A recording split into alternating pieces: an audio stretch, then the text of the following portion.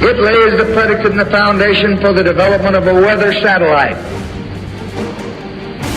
that will permit man to determine the world's cloud layer and ultimately to control the weather, and he who controls the weather will control the world.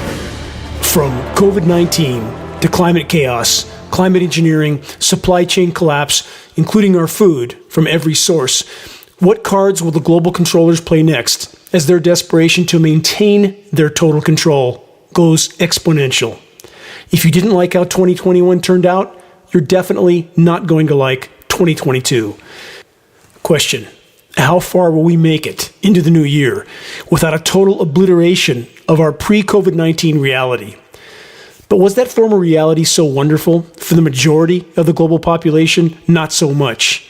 Yes, many were and still are completely attached to the matrix, but it was never sustainable, not even close. And those in power are all too aware of that fact.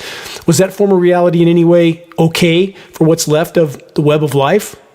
No, not at all. Many have falsely convinced themselves that if it wasn't for COVID, and if they had just managed to get their candidate into office, we would have all lived happily ever after. All of those notions are total delusion. The ship, i.e. planet Earth, was already going down by the day. Before COVID, those in power did and are continuing to do what they believe they have to do to maintain their hegemonic stranglehold on power until we collectively hit the wall at full velocity. Exactly what the controllers are up to isn't hard to decipher for any that conduct honest investigation and are then courageous enough to look straight at the wider horizon without flinching, blinking, or the usual turning away completely, eyes wide shut. Most in first world societies have been well trained by the controllers to shun any news that they find depressing. It isn't socially acceptable to share or to pass on information that is unpleasant. Those who do courageously attempt to share unpalatable information are labeled pessimists. But are they?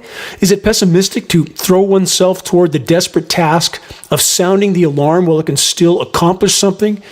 If you're willing to face the oncoming train, no matter how bad the news, you're on the right broadcast. Stay tuned, and we'll examine the latest breaking dire data from the front line of biosphere and social collapse, which are, for those that still refuse to see it, inseparable. All is completely connected. This is Dane Wigington, host of the commercial-free Global Alert News Hour, a weekly non-political report that addresses and connects the most dire and immediate threats we collectively face. This is installment number 334 of the Bad News broadcast for January 1st, 2022. Global Alert News weekly reports are brought to you by Geoengineeringwatch.org, the largest and most visited website in the world on the subject of covert global climate engineering operations. This broadcast is now on the air in numerous AM and FM stations throughout the U.S. in Northern California, Oregon, Washington State, Colorado, Texas, Florida, Alabama, Ohio, New York, and most recently on the West Coast, Sacramento, San Francisco, and San Diego. An extended version of this weekly on-air broadcast is posted at geoengineeringwatch.org under the Recent Radio and Top Stories sections. If you wish to share your thoughts and perspectives on climate engineering and the other converging catastrophes that are closing in on all of us, join us on the geoengineeringwatch.org website. That's geoengineeringwatch.org. My most sincere gratitude to those that have helped geoengineeringwatch.org to expand our desperate efforts to sound the alarm. Look up. Ask yourself, where have our deep blue skies gone?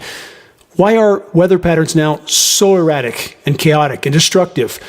Why does direct sunlight now often feel so intense? And though there are indeed countless contributing factors regarding each of those questions, what core part of the equation continues to be denied by all official sources and the corporate media they control? Stay tuned. And this final note, to learn what you never wanted to know about ongoing climate intervention operations, view the groundbreaking new documentary film, The Dimming, available to view for free on the homepage of geoengineeringwatch.org. Much to cover, let's press on. We are all truly on a runaway train of total insanity at this point. For an expose on the circus of insanity that we call government and modern society, check out the new Netflix film, Don't Look Up. And if you view this film, ask yourself, is the human insanity it exposes just parody or reality? Except for the asteroid part, which was the metaphor for all that's actually happening and unfolding, but which they won't talk about or even try to expose on a Netflix film, fictional film, with much truth woven in. Anyway, the human race doesn't need to fear that an incoming asteroid will exterminate us and kill the entire planet. Based on our current trajectory, our species has already all but accomplished self-extermination in the geologic blink of an eye. And even now, with the oncoming train right in front of our faces, so few see it. But the willful blindness won't work for much longer. If the ongoing and accelerating global climate disruption operations were to be fully exposed to populations, the liability issue created for governments all over the world would be incalculable. Every single weather and climate-related cataclysm going back decades suddenly becomes a liability to all that were harmed, directly and indirectly. Once they, the public, know what has been done to them without their knowledge or consent, I ask this question: will enraged populations then take to the streets with their proverbial pitchforks and torches to seek out every single individual involved with weather warfare, or with the effort to try to cover it up, i.e. corporate media and so-called weather disseminating agencies, which are nothing more than weather disinfo agencies? And will an awakened and outraged public then hold all of them legal and morally responsible? If by the collective efforts of those that are awake, aware, and committed to the common good, we can shine the full light of day on the climate engineering insanity, we'll find out the answers to those questions. Moving on, let's consider this recent report from numerous sources. The world has now entered the first of 4 major phases of chaos and financial destruction.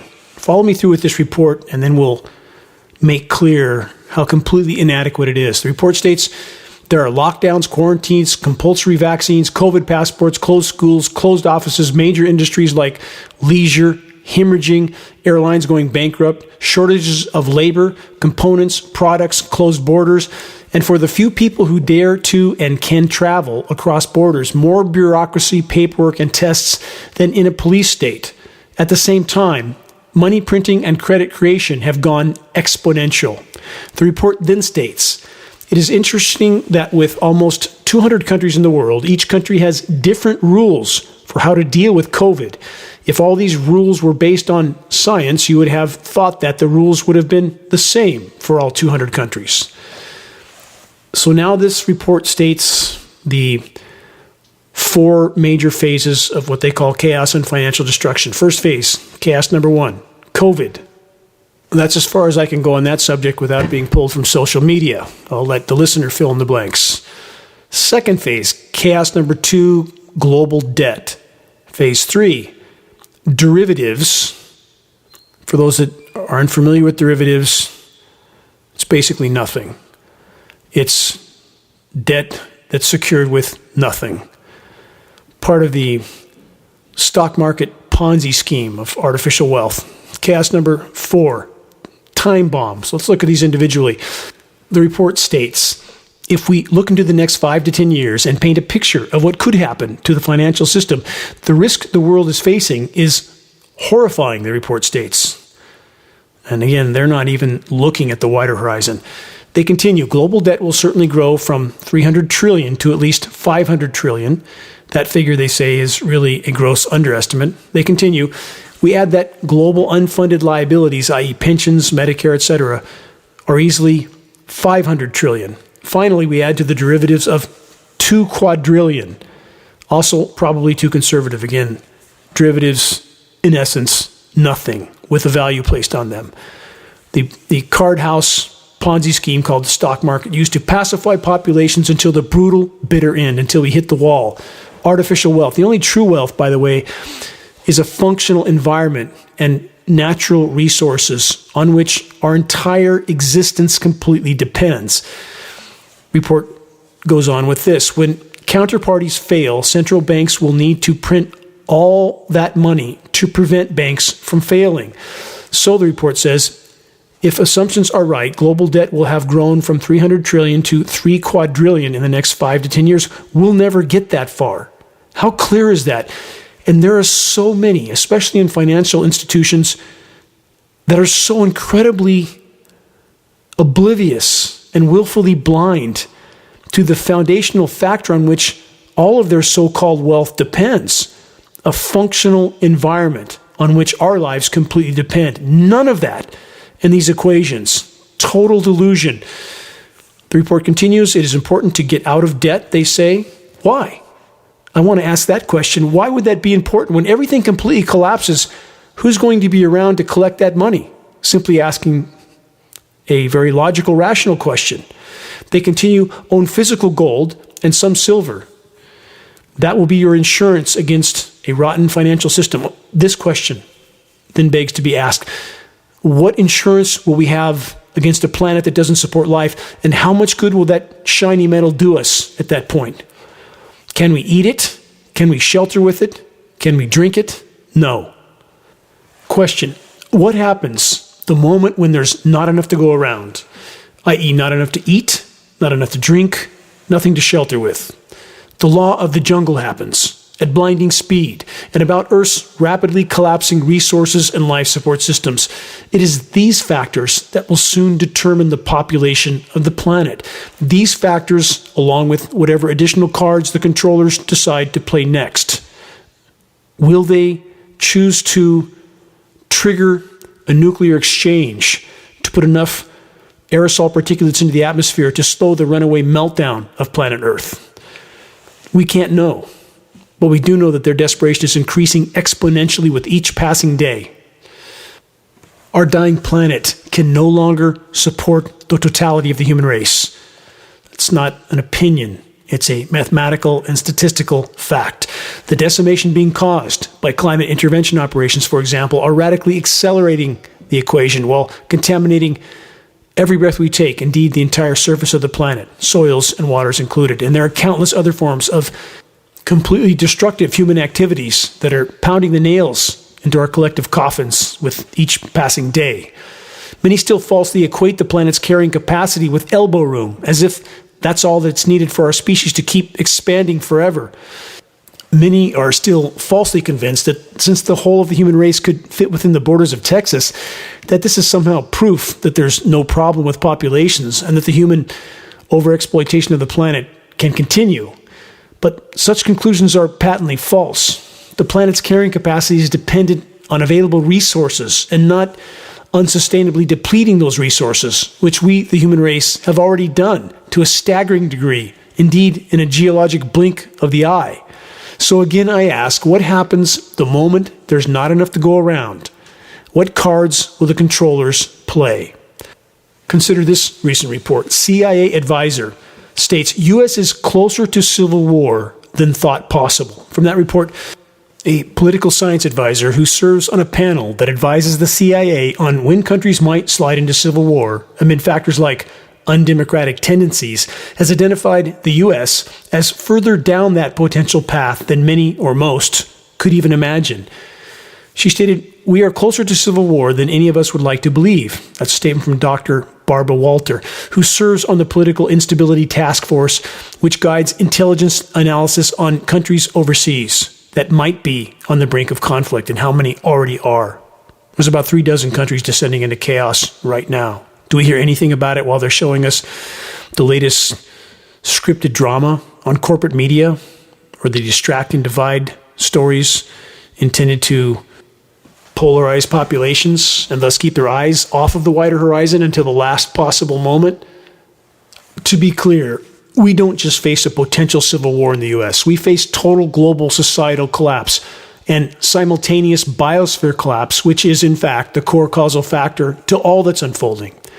How will the criminal cabal masquerading as the U.S. government maintain control, at least for the short term? The U.S. government is increasingly using mercenary forces, which in overseas conflicts the U.S. government then doesn't disclose as conflict casualties. So the full extent of the mercenary forces are not known by the U.S. public. Question, how large a mercenary force do the controllers have at their disposal to attempt total control of the finally awakening U.S. population? Let's not forget the 2.4 billion rounds of hollow point bullets that our government purchased in 2012 by agencies like so-called Homeland Security. Again, I ask, who are those bullets for? That's about 7 bullets for every man, woman, and child in this country. Is that perhaps Plan B if Plan A doesn't work out? And there's the 2010 census, in which the Census Bureau GPSed everybody's doorstep. And as I've stated on previous broadcasts, they hiked into my remote location twice to GPS my doorstep. Caught them both times. I contacted the Census Bureau multiple times to see if they had any legitimate answer for why they felt the need to do so. They never responded with any viable answer. Nothing. They had no reason for what they did, no reason for GPSing everybody's doorstep. But in a world that's filled with AI, drones, and various means of the few to control the many, don't all these dots connect clearly? Whatever comes, biosphere collapse will remain the bottom line fueling it all. It is the factor that will trump all other factors. And definitely no pun intended, because all occupants of the White House are mere puppets of the power structure. All of them, whatever political stripe they wear, means nothing. Two sides of the same coin. Moving on. Has there been a complete change in strategy by the climate engineers? It seems the answer is yes. Winter weather warfare is being waged on the western U.S., coming on the heels of years of engineered drought and wildfires. Let's connect some dots. Just last month from the New York Times, this headline: as drought conditions worsen, California expands state of emergency. Governor Gavin Newsom said it was, quote, critical for residents to step up their water-saving efforts as the state ends its second driest year on record. It's actually much worse than that. The true severity of what's unfolding is always downplayed, from official high temperature readings to the underreporting of those, and also the nighttime low temperatures, which are rising twice as fast as daytime highs, always underreported to mask the severity of what's unfolding from populations until the brutal, bitter end.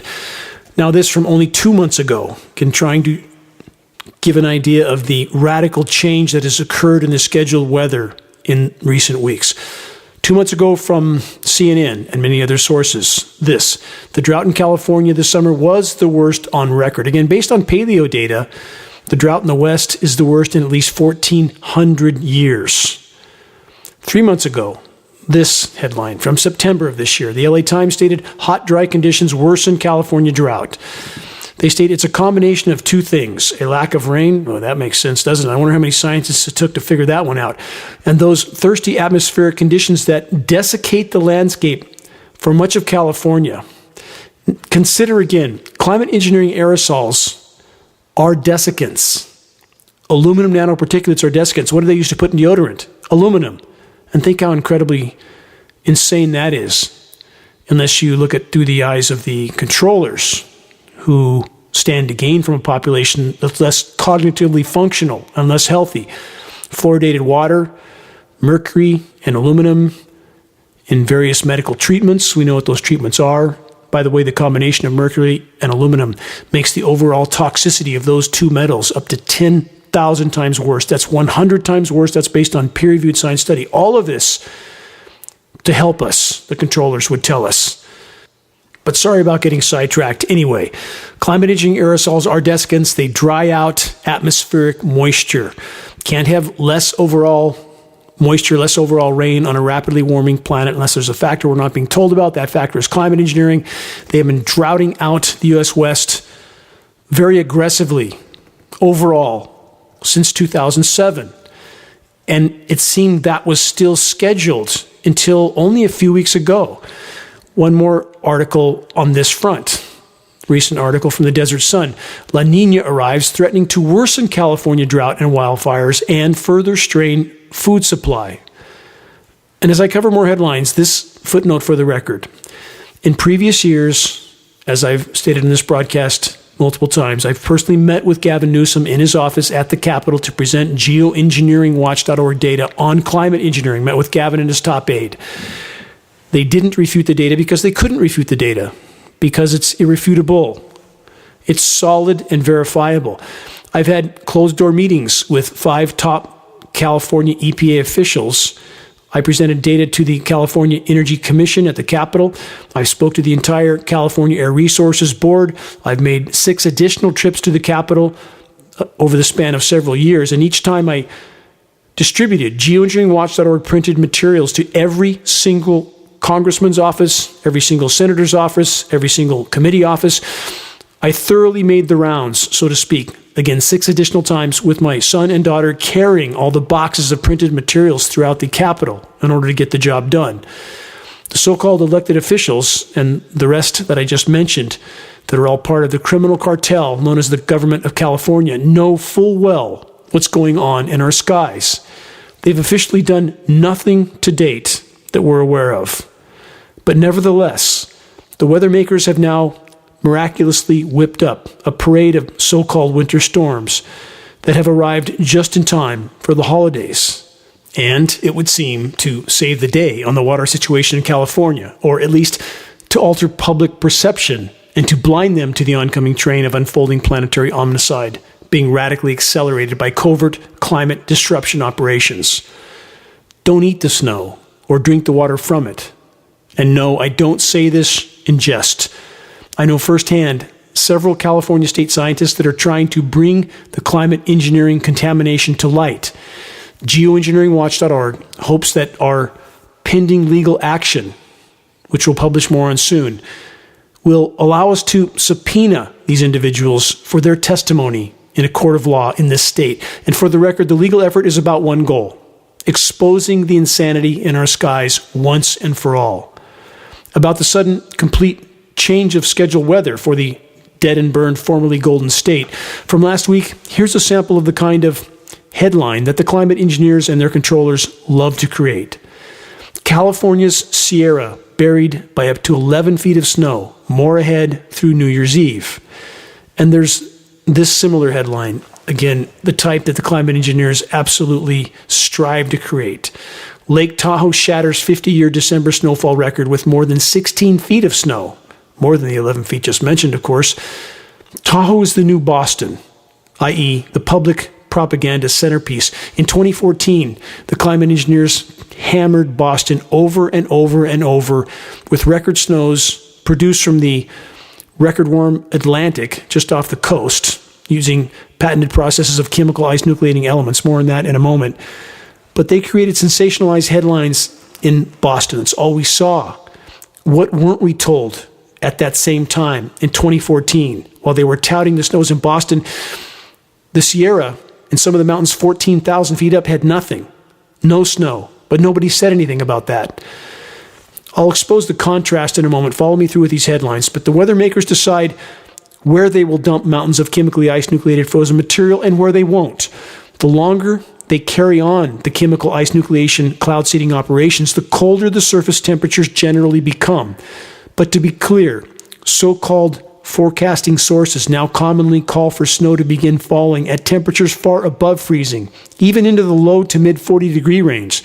So-called heavy wet snow is all too often the result.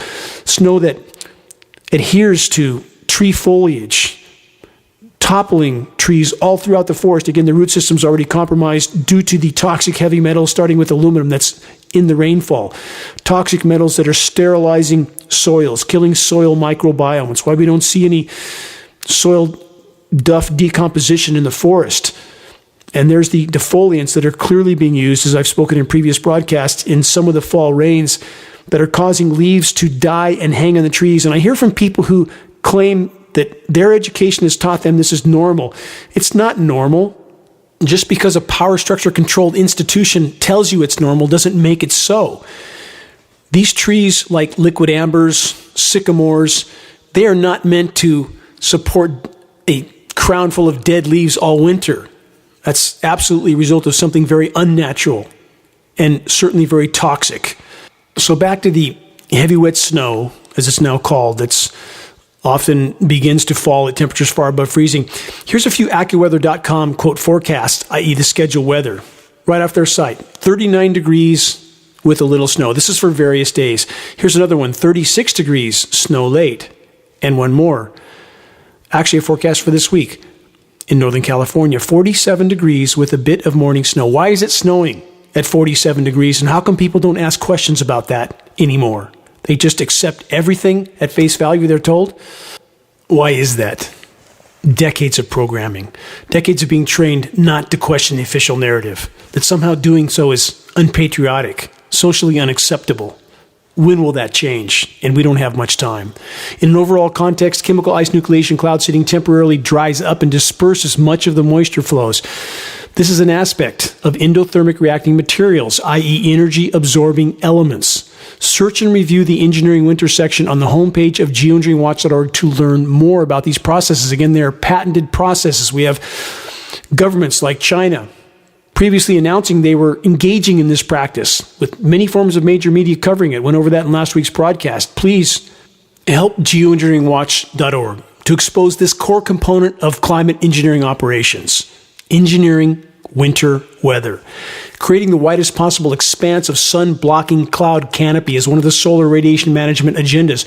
But they can, when they want to do so, concentrate snow blasts to create the scenarios and sensationalize headlines that they need to craft public perception, division, and continuing confusion in regard to the true state of the climate. On that note, this headline from multiple sources: Western U.S. to close 2021 with record cold and feet of snow. From the report, the weather undoubtedly created headaches for travelers and residents at times, but it has also proven to be very beneficial in building up an expansive snowpack. Again, don't eat that snow. Across most of the mountain ranges in the region. Through the final week of 2021, the cold and unsettled weather regime is expected to continue. Record-challenging cold weather will remain in place across the Northwest early this week, resulting in impressively low snow levels. In some locales, Sunday morning, snow is reported down to sea level in Washington. Of course, don't look at the temperatures again that are far above freezing in so many cases, which they can lower if they continue the process as I stated. They end with this: snowy pattern has ski lovers jumping for joy. Pacify populations with toxic snow or any other thing you can use to pacify them. Artificially inflated stock markets. Tell them whatever they want to hear until the brutal bitter end. The Weather Channel disinformation actors also commonly push wind chill temperatures in a very deceptive manner, a manner in which their viewers can be and likely are deceived into believing that the wind chill temperatures are the actual temperatures, which of course they are not. More breaking biosphere collapse headlines in a moment, but first, the latest Weather Channel theatrically named engineered winter weather events. Winter Storm Atticus, Winter Storm Bankston, Carrie, Delphine, and now Elmer in December alone. December 1st is the official start of meteorological winter in the Northern Hemisphere. What agendas are accomplished by the Weather Channel disinformation actors, naming completely engineered winter weather events to sensationalize those events? Question: do the Weather Channel minions know that the public is waking up to the part they are playing in the ongoing climate engineering cover-up? Flashback to this Weather Channel headline footnote from the first day of winter last year in 2020. Quote, dubbed Winter Storm Dane by the Weather Channel, the storm system has dumped more than a foot of snow in the past 12 hours. Just the kind of winter weather headline that the controllers need on the first day of winter to make sure populations believe that the planet is not actually melting down. Because winter is happening somewhere, that's how the game is played. I'm sure the name thing had nothing to do with my constant on-air attempt to expose the Weather Channel paid liars. And in regard to that mission, I can use all the help I can get. Let's head to the far north for some headlines that are not being sensationalized or all too often even mentioned. From the Washington Post, Alaska experiences record high temperature for December and freezing rain. The report states Kodiak soared to 67 degrees on Sunday, while other towns experienced record rain. Some of the nighttime lows in Alaska were over 50 degrees. Let's put this into context. Imagine running a 5K and winning the race by a full 10 minutes. That's analogous to what's transpiring in Alaska at the moment. An exceptional slew of records has tumbled in the wake of extreme warmth, with highs up to 45 degrees above average. On Sunday, the Kodiak tide gauge hit 67 degrees, as stated, at 2:17 p.m. In addition to being a local record, it set a monthly record for the entire state for December. The anomalous warmth has also brought record moisture, with top-tier rainfall totals thanks to the air's capacity to transport more humidity. Been over that on broadcast after broadcast. Must rain more overall on a warming planet. The atmosphere carries 7% more moisture for every degree C of warming. Based on frontline data, we are likely past 3.5 degrees C warming right now over pre-industrial temperatures. About the freezing rain in Alaska and so many other locations. Often, the endothermic reacting chemical ice nucleating elements hit the surface before they set up and freeze. That's exactly why there's so many ice storms now. And now we have, commonly, we're told, a warm side to winter storms and a cold side, as they're often pumping moisture from the record warm Gulf of Mexico up the eastern U.S., chemically ice nucleating it all the way along. And there's an ice storm transition zone between the warmer moisture and where it finally starts to nucleate to some sort of frozen material. You have a transition zone of ice storm now. And the reason is climate engineering and chemical ice nucleating elements, and they are hitting the surface before they're setting up and freezing. You don't have a warm side to a winter storm and a cold side. Since when? Can people remember what weather used to be like? And now they believe any yarn that the disinformation so-called meteorologists can cook up and spit out? This final excerpt from the report regarding the record warmth in Alaska. They state, the ongoing warmth in Alaska is tied to a sprawling dome of stagnant high pressure located southeast of the Aleutians in the northeastern Pacific, reinforced by unusually warm ocean waters north of Hawaii. The high pressure heat dome is inducing sinking air.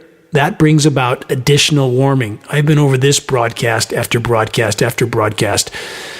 The ground-based ionosphere heater, microwave radio frequency transmission facilities like HARP can and are creating an electrical chain reaction in the ionosphere that creates a dome of high pressure. There's about 100 of these facilities around the world. They are decimating the planet's life support systems, and this is known technology, is not disputed. This is not theory, speculation, or hypothesis. This is how they steer upper-level wind currents, thus how they steer precipitation. And we have the entire so-called meteorological community ignoring all of this, so-called academia ignoring all of it, so-called elected officials ignoring all of it, so-called official agencies ignoring all of it. The whole of the matrix, i.e. all those who are either actively or passively a part of it, pretending that the current paradigm will somehow magically continue to function. Any such notion is total delusion, and as the status quo crumbles, along with ecological collapse, power structure desperation is going exponential. How incredibly obvious is their desperation at this point? In how many ways is it manifesting? Time to wake up. And in the meantime, in a different part of the world, the climate chaos continues to accelerate from multiple sources. Record-setting snowfall slams parts of Japan. From that report, several Japanese cities had, quote, the greatest snowfall totals ever recorded in a 24-hour period, according to the Japanese Meteorological Agency. They further state snowfall of this magnitude led to major travel issues across much of the country over the holiday weekend and beyond. Sound familiar? U.S. West Coast. They continue. Slick conditions led to multiple incidents, including accidents and strandings on major roadways across the country. Again, we know that the patented processes of chemical ice nucleation for weather modification include surfactants. Surfactants are what make soap soap. It's part of the climate engineering dispersions because surfactants can help keep the particles from coagulating, i.e. clumping together. We've tested this frozen material that shouldn't be called snow, and it contains surfactants extraordinarily slick. Continuing, destructive weather even dug its claws into air travel. And that kind of theatrical statement, that's what the climate engineers want. That's what their media minions to put out to theaterize all the engineered winter weather. Final excerpt from this report. AccuWeather forecasters say the atmospheric pattern that allows for sea effect snow is set to continue. Additionally, the Japanese Meteorological Agency has put avalanche watches into at least midweek. The layers of ice, again, when you're chemically nucleating cloud moisture, often some of that material hits the surface before it sets up and freezes. So you have layers of ice, surfactant, permeated ice. And these layers between various additions of frozen material as each successive snow comes makes this buildup much more likely to slough off, makes avalanches much more likely. Pressing on with more engineered winter weather headlines, exactly what the climate engineers want. From AccuWeather.com, again, Old Man Winter to serve up more travel woes for the Northeast. From that report, Pennsylvania and New York will be the most likely areas for slick travel. Again, been over that, surfactants in the snow. And for the record, to state again, I realize snow and ice are slick and slippery, but when there's unnatural elements on top of all of that, it makes the situation radically worse. And we know that there's surfactants in the chemically nucleated frozen material that now passes for snow because we've tested it from multiple locations. Continuing from this report, but there may be enough chilly air behind the weakened storm for a period of ice to occur as far south as some of the northwestern suburbs of Baltimore and Washington, D.C., and as far east as New York City metro areas. The cold air behind the fronts, when you nucleate enough material, it creates a very cold layer of air from the clouds down. Heavy cold air of air sinks to the surface, so there typically is a period of time in which the temperatures are the lowest after these fronts pass through. That's how the climate engineers are setting up these conveyors of so-called winter storms, nucleating cloud moisture and cooling down various regions in a very lethal game of winter weather whack-a-mole. Cities firmly in the path of this early week visit from, quote, Old Man Winter, again sensationalized, include Toronto, Ontario, Canada, Buffalo, New York, Harrisburg, Allentown, Pennsylvania. Major metropolitan areas like Detroit, New York City, Philadelphia will walk a fine line between, listen carefully, precipitation arriving as all rain or potential for some wintry mix on Monday, i.e. they are nucleating that precipitation, cooling it down, but it often does not create the conditions they want, so you have the, quote, wintry mix. And next, this report goes on to describe it. Flurries and potentially some freezing drizzle will push across more of northern New York and reach into New England Monday night. This is last Monday. The freezing drizzle, freezing fog, all of these harbingers of chemical ice nucleation cloud seeding processes. These are patented processes. You can view those patents under the patents list at geoengineeringwatch.org. Report goes on to say cooler air will filter in behind the storm, as I already stated, and bring chilly conditions back to much of the Northeast. Temperature yo-yo, up, down, up, down. With this cooler air, travelers in northern New England and northern New York have the best chance to encounter some slick spots for Tuesday. Been over that. What amounts to soap-soaked snow. Then they say there will likely be a zone of sleet, freezing rain, and snow setting up from northern Pennsylvania into upstate New York. This is, again, they're pushing for the northeast storms. I'll cover this more later in the broadcast. They're pushing moisture from the record warm Gulf of Mexico. And you have now typically, commonly, a zone of freezing rain between the warmer precipitation and when there's enough nucleation done, chemical ice nucleation for weather modification, to start to create frozen material that reaches the surface. In between that, you have the freezing rain zone. In between now what we're told are the warm side of the winter storm and the cold side, which is utterly preposterous, historically speaking, meteorologically. So consider you have all these so-called forecasting agencies now simply tasked with covering the tracks of the climate engineers.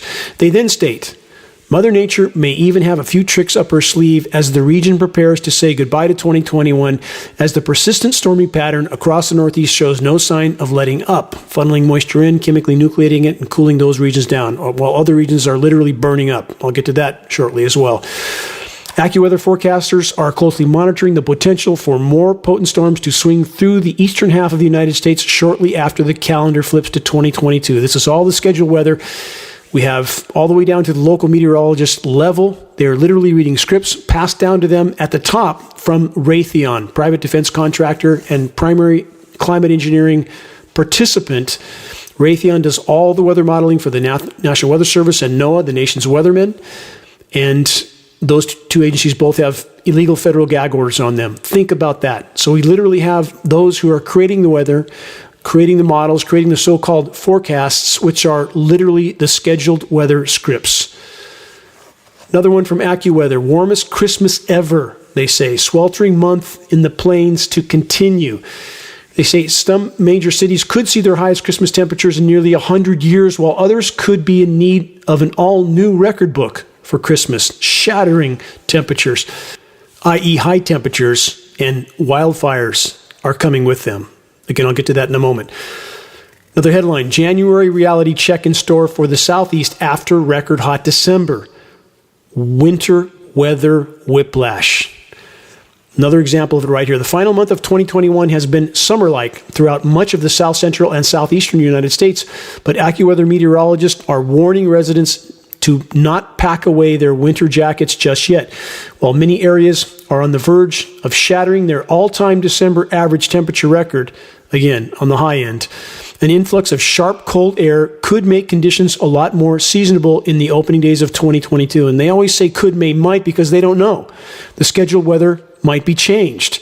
The strategy of the climate engineers might be changed, as has happened in the U.S. West. They are clearly have clearly altered radically what was scheduled from about 5 weeks ago and before. They have radically altered their strategy. Instead of continuing to cut off the flows of moisture into the U.S. West, they're now fire hosing it in and chemically nucleating it. The AccuWeather report then states, following the warmest Christmas on record for many areas, the October-like temperatures will be locking in place through the end of the month. Daily temperature departures will rise 15 to 30 degrees Fahrenheit above average in much of the region. Again, talking about the Southeast. Forecast highs for the remaining days of 2021 will also close the record warm month in Texas on a hot note. Amarillo, Texas is currently poised to beat its December record so far by 5 degrees. Again, speaking about the whole month in some of those regions. About to change, though. They're going to swing the pendulum back the other way, it appears, based on the current weather schedule. There are far too many locations in the central states that are likely to set the warmest December on record. On the northern end of the country, Chicago may finish this month within a degree of the all-time December record high. Again, that's for the whole month. After all this warmth, they state, some in the region may find themselves asking, so when does the winter actually start? They then state some signs may suggest soon. Again, the scheduled weather coming, winter weather whiplash, the northward bulging jet stream, think ionosphere heaters manipulating upper level pressure zones, thus steering upper level wind currents, thus steering the moisture. Jet stream, which has been responsible for the warmth in the region, will soon flatten out and plunge southward for a time in January. With it comes the massive cold air that has left parts of North America frozen this week from all the processes already described in this broadcast. In the northern plains, for example, temperatures may struggle to get above zero early in the week and will be 25 to 30 degrees below average. Temperatures are forecast, i.e. scheduled, to take the plunge over portions of the southern plains on New Year's Day. Oklahoma City temperatures are forecast to crash into the 30s on Saturday and then plummet into the teens Saturday night. Again, the theatrical terms that are used to, in essence, cover the tracks of the climate engineers and chemical ice nucleation operations. While keeping all that in mind, next excerpt from this report. A strong northwest to southeast temperature contrast zone will set up from the central and southern plains to the Ohio Valley and mid-Atlantic region during the first half of January. These radical departures of temperature from one extreme to the other over very small geographic areas, the transition zone between these two contrasts becoming ever more extreme. They then state the temperature contrast will set up as an active storm track. They then state, on the storm train's colder side, snow is likely to fall, while flooding rain and severe thunderstorms can occur in the warm zone, and i.e. tornadoes. And they say this, in between, episodes of ice are possible. Everything I've already outlined in this broadcast, pumping this far above freezing moisture, often from the record warm Gulf of Mexico, pushing it north toward where they are engineering chemically ice nucleated winter weather, and this freezing zone of ice storm in between, the transition zone. That's exactly what they're describing. And all of this is covering the tracks of the climate engineers. There's not a meteorologist that can walk and chew gum that doesn't know this is going on, but all of them, to protect their paychecks and their pensions and their meaningless reputations, are simply reading scripts, doing exactly what they're told and pretending none of this is happening. And I don't know how they look themselves in the mirror. I truly don't. But it's going to take all of us to pass on credible data to these people and CC as many other credible active individuals as you can in that kind of messaging, so that the person you're sending it to, pointing out data to them that they can then no longer ignore because so many people are a part of that messaging, then they know that they are being held accountable by many individuals who now know that they know what's going on in our sky, so that the whole of academia can't continue to be minions for the power structure while they decimate what's left of the planet's life support systems. On that note, Earth's life support systems are broken. The atmosphere, the climate, and the web of life. The controllers continue to pretend they're trying to fix it all. But of course, they aren't. Power structures around the world are pressing on, full speed ahead with business as usual. Loot, plunder, pillage, and pollute until nothing is left. And for those that don't yet see this part of the picture, no matter how much conflict or tension that we are told there is between nations, understand all major powers and even satellite countries are colluding and cooperating either actively or passively on CV-19 and climate engineering. It cannot be otherwise. Cannot have this type of consistent cooperative effort between all global powers without the behind-the-scenes colluding and cooperating, and whatever else seems to be occurring on the surface and whatever tensions there may be. It's like mafia families that are fighting over the same turf. They absolutely work together. At some point in time, might those tensions become real? Might conflict actually break out? Absolutely, it could happen. But in the meantime, understand that they are all colluding and cooperating on the major issues we face, from CV-19 to climate engineering. It cannot be otherwise. And to reiterate this point, what's the most destructive human activity of all? And this is saying a lot because there are too many destructive human activities to even begin to comprehend. Ongoing and accelerating climate intervention operations, aka total climate disruption insanity. And to drive this point home one more time, what core component of climate engineering operations are almost all completely ignoring, including the vast majority of those that claim to be fighting to expose climate engineering? Chemical ice nucleating, cloud seeding, patented processes that are literally manufacturing winter weather at the whim of the climate engineers. On that note, more sensationalized headlines created from these processes. Wintry blast to continue through New Year's in Seattle and Portland. The report then states, as Old Man Winter continues lobbing heavy snowballs at Seattle, Washington, and Portland, and Oregon, a frigid blast of cold air is set to rush into the Pacific Northwest this week, making for the region's coldest New Year's Eve in years. Exactly the kind of headlines that climate engineers and their controllers want. AccuWeather experts have stated that the cold and snowy pattern is expected to continue well into the start of 2022 in the Northwest. Script readers, all of them. Next headline, same theme, multiple sources. Multi-day severe weather outbreak to begin on New Year's Eve. That report says, as Americans bring in the new year and say goodbye to 2021, a large portion of the country will be at risk for a serious severe weather outbreak that could involve nocturnal tornadoes. That's the most deadly, of course, the nighttime tornadoes. And again, what's causing this? Because they're pushing moisture from the record warm Gulf of Mexico north. It's colliding with the chemically nucleated cooler surface air that's from the moisture being fire hosed from the Pacific inland. And of course, volatility must occur in the atmosphere. On that note, this headline, massive storm to spread disruptive snow from Denver to Detroit on New Year's weekend. But wait, Colorado's on fire, isn't it? Hundreds of homes burning. I'll get to that in a moment. Now, they're telling us about the massive snowstorm that's about to hit. How much more radical can the weather whiplash swings become? And Denver's been a target for many years because it sits in a bowl. And that cold, dense air that comes from chemical ice nucleating operations descends to the surface because it's heavy, sits in the Denver bowl, and creates the headlines they want. Like Denver going from three times in the last 4 or 5 years, going from a record high, I believe last spring it was near 85 degrees, to single digits in a day. And people think that's nature. Old Man Winter, we're told. No, climate engineering operations and chemical ice nucleation for weather modification.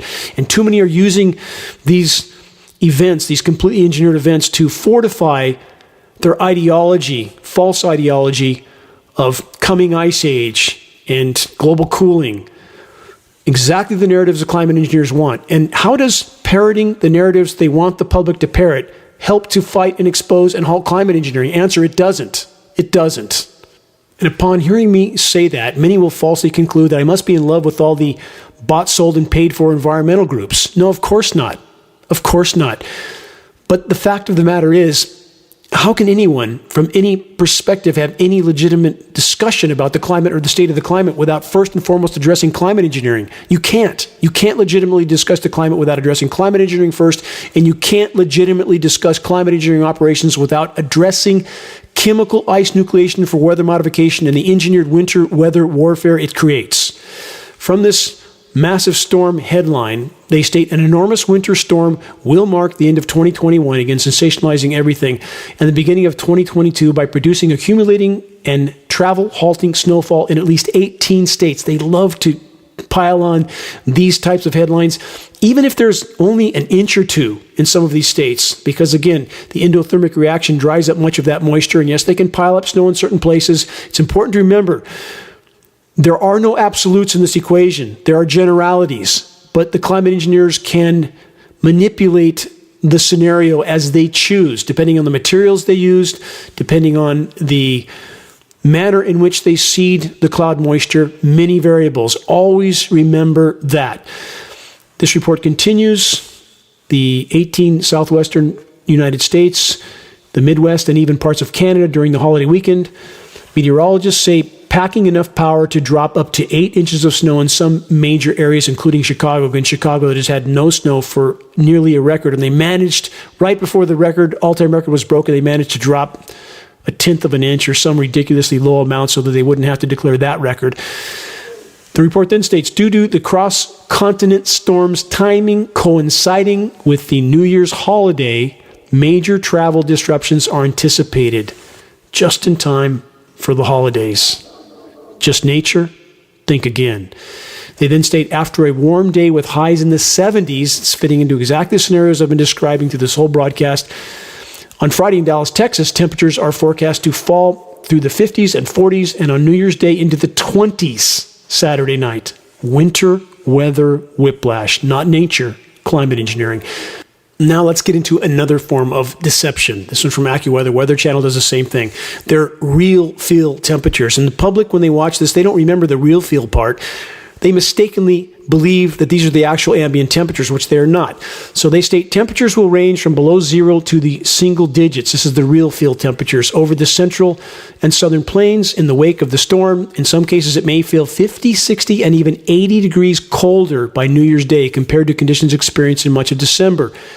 That is a wind chill temperature, their real feel temperature. So yes, when the wind's blowing 100 miles an hour, it feels a little bit colder, doesn't it? But that doesn't mean you should pass that off in a manner that deceives the public into thinking that's the actual temperature when it is not. They then state the same potent winter storm will also be responsible for, as I stated earlier, major outbreak of severe weather that will include tornadoes from parts of Texas to the Ohio Valley to the Tennessee valleys from Friday night into Saturday. This we can say for certain, that the entire climate system is totally disrupted. It is being manipulated on a scale that can not truly be comprehended, and thus there is no natural weather at this point. None. Pressing on, other parts of the world, more headlines, chemical ice nucleation, assault on populations. Again, climate engineering, the crown jewel of the military-industrial complex, the weapon with which they can bring populations to their knees without those populations ever even knowing they're under assault. So many forms of destructive climate chaos.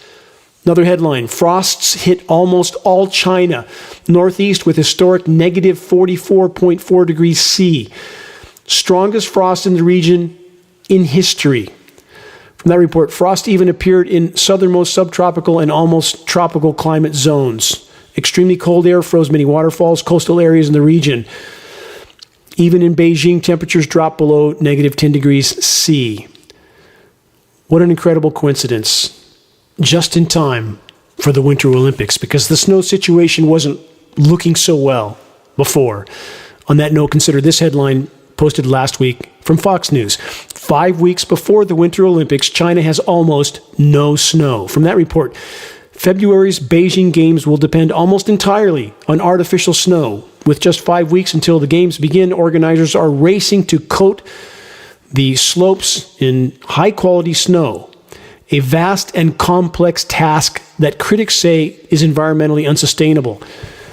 Of course it's unsustainable. Nearly every aspect of so-called industrialized, militarized society is totally and completely unsustainable. It's completely insane. It's an exercise in short-term self-annihilation. The whole of the human race is about to find out the hard way just how true all of this is. And about covert climate engineering operations, of course, governments around the world again are doing it. They are neck deep in climate engineering operations. Chemical ice nucleation, cloud seeding operations are increasingly at the top of the list of climate intervention operation insanity. Again, search and review the entire Engineering Winter section on the homepage of geoengineeringwatch.org. The information and images will shock you. You will never see winter the same again. Same theme, another headline, different part of the world. Frost inferno for Poland, the headline states. Ukraine and Romania, it's abnormal, the headline states. -30 to -40 C, extraordinarily cold surface temperatures. The temperature might jump 30 or 40 degrees 1,000 feet up or 1,500 feet up, but the public does not know that. Another headline, dangerous ice rain hit Hungary.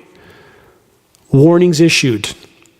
Frozen rain, now so incredibly common as the nucleated material hits the surface before it sets up and freezes. This report states, under the weight of the thick ice, trees fell, branches were broken, and the electricity supply was cut off. They go on to state, temperatures were -30 C in continental European basins, just like the Denver Basin. That's where they can create the coldest temperature zones. Frost with the possibility of -40 and lower temperatures in Scandinavia. Again, severe frosts are forecasted for Italy, the Balkans, Greece, and Turkey as well. Another headline, strange and suspiciously extreme blizzard on GFS, that's some modeling, outputs for parts of Europe. To repeat that headline, suspiciously extreme blizzard. Will the so-called experts, the so-called climate scientists, gather the courage to stand up and tell the truth at some point before there's nothing left to salvage? On that note, this headline from MSNBC, quote, Earth Emergency looks at the impact of climate change. Earth Emergency? Yes. Just climate change? No. Here's the correct term for what's unfolding on planet Earth, an abrupt climate collapse, being further fueled by climate intervention operations. Those that don't believe either of these facts will soon. Wait and see. Bouncing back to North America. More tornadoes coming for parts of the U.S. yet again. As stated earlier, the weather manipulators are pushing moisture north from the record warm Gulf of Mexico to fuel the chemical ice nucleation cloud seeding operations, creating winter weather in the U.S. Northeast. And as the entire climate system continues to be completely manipulated, completely disrupted from climate intervention operations, disrupted in every conceivable way, what else happens in the middle of winter in Colorado? Wind-fueled fires spark evacuations in Boulder, Colorado. From that report, fires fanned by strong wind gusts prompted evacuation orders for about 30,000 people in Boulder, Colorado. That was on Thursday. Officials said the rapidly moving fires burned an estimated 580 homes. How strong were the straight-line wind gusts? Up to 115 miles an hour. On top of the endless list of human-caused damage to planet Earth and the climate system, all-out weather warfare is being waged on populations around the world, and nearly the whole of the human race is pretending it isn't happening. We live in a world that has far too many spineless, conformist cowards that are completely committed to supporting the power structure matrix of total insanity until the brutal, bitter end. And all the while, the weather warfare rages on in our skies in various forms, from record droughts to deluges to engineered weather and temperature whiplash events. Where is honor? When will the legions of liars in so many arenas summon the courage and virtue to tell the truth? When? When there's nothing left to salvage of our dying planet, there can be no legitimate discussion of climate anything from any perspective without first and foremost acknowledging and addressing the climate intervention operations. Back to the U.S. West. A recent report from theatlantic.com stated this: acute scarcity drives the search for water underground. Again, when there's not enough to go around, the law of the jungle will prevail immediately. Food production will crash, shelves will empty out. Wait and see, it's coming soon. The report then states what hangs in the balance is even more than the loss of livelihoods, commodities, or an entire region's economy. They state it is the character of who we want to be as a people. Question: who do we want to be as a people? Next question: who do we want to be as individuals? As fathers, as mothers, as brothers, sisters, sons, daughters, husbands, wives, friends, neighbors. As we march forward into 2022, what kind of human beings do we want to be? The light on the horizon, or what's left of it, is fading fast. If we are going to collectively make a difference, if we're going to stand and be counted, it's now or never. The complete collapse of what was is a given. Now, what remains to be known is this: can we yet salvage enough of Earth's remaining life support systems so that some might make it through what's coming? And if so, will they carry forward the knowledge of what once was? Will the survivors carry forward the lessons necessary for our species to advance beyond the current low level of willfully blind self-extermination? Collectively, we must learn to look past the circus of scripted mass distraction theater being pumped out by the power structure and their media minions. We must focus on dealing with the single largest hole in the bottom of the boat, i.e., the planet's collapsing life support systems. All forms of human destruction to the planet must be halted, starting with exposing and halting the single most destructive human activity of all, climate intervention operations. If we can accomplish that, we can at least buy time. We can then begin to focus on a long and growing list of other challenges. As the proverb goes, the journey of 1,000 miles begins with a single step. In regard to halting the climate engineering insanity, that, if accomplished, would be a quantum leap in the right direction. The planet must be allowed to respond to the damage already done on its own, or we have no chance for even near-term survival. Each of us, all of us, must learn how to effectively and efficiently introduce dire data to others. Check the activist suggestions link on the homepage of geoengineeringwatch.org for specific details on what to do and how to do it. The clock is ticking. The hands are now near midnight. Please march with us in this most critical battle to sound the alarm. If we can reach a critical mass of awareness, countless wheels in this battle will begin to turn on their own. We would have a chance of stopping much of the insanity from the inside out, as many participants in it are awakened to the fact that they are quite literally participating in their own demise. But whatever the final outcome, choosing to do what is right because it is right is a life well lived. It's a story that ended well. No one can take that from us, ever. Please, make your voice heard. Make every day count. Until next week, stay safe, stay strong. This is Dane Wigington with Geoengineeringwatch.org.